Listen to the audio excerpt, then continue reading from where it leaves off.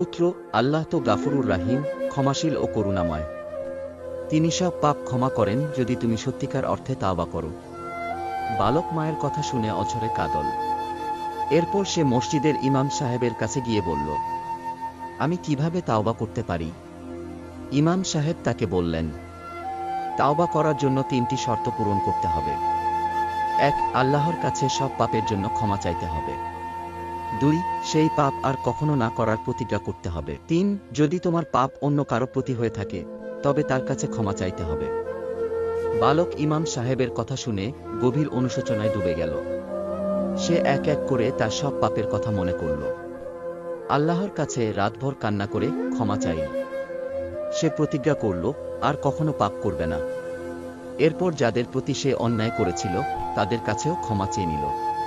এরপর থেকে তার জীবন বদলে গেল। সে নিয়মিত নামাজ পড়তে শুরু